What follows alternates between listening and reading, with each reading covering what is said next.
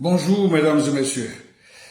La fièvre monte du côté du vieux continent, pour ne pas dire que nous sommes à une situation de haut voltage au niveau de la Ligue des champions côté Europe.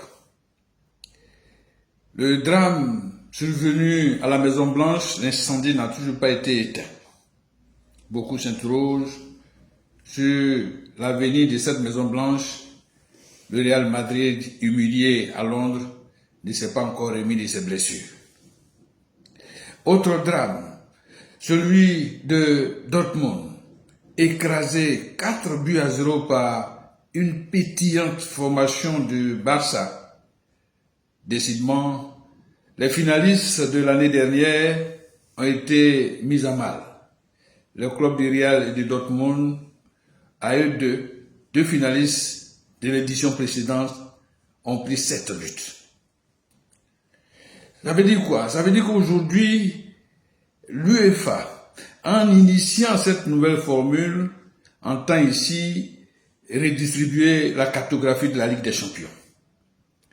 Par le passé, avec l'ancienne version, il était difficile de voir Aston Villa à ce stade de la compétition, Arsenal, quelques rares fois, le Paris Saint-Germain, qui a toujours calé en 8e de finale. Aujourd'hui, avec cette nouvelle version, nous avons l'Inter, nous avons Aston Villa et des révélations qui se dessinent à l'horizon. Ces révélations sont dues aujourd'hui à l'opposition des générations. Quand vous prenez les moyennes d'âge, les équipes moins âgées carburent aujourd'hui, c'est à l'image du Barcelone. Moyenne d'âge, 19 voire 20 ans. Seul âgé, Lewandowski qui en est aujourd'hui à sa 36e année. Quand vous prenez le PSG, moyenne d'âge, 22 ans, seul âgé, Marquinhos. Quand vous prenez la formation de Dortmund, c'est une moyenne de près de 25 ans. Et puis, vous allez peut-être aller du côté du Real. Le Real a deux visages. Un visage qui paraît jeune avec les Enrique et bien d'autres, dont la moyenne d'âge est de 18 ans, voire 19 ans. Et puis un deuxième visage un peu vieillissant, où on a des trentenaires. Le plus âgé s'appelle Modric, 39 ans. À comparer ces vieux os à ces os frais, vous n'avez pas les mêmes configurations. Aujourd'hui, les équipes qui sont les mieux en forme au niveau de la récupération physique montrent un peu l'oxygène de leur jeu. Barcelone a de l'oxygène dans son jeu, de l'aération pour être précis. Il n'en est de même pour le PSG.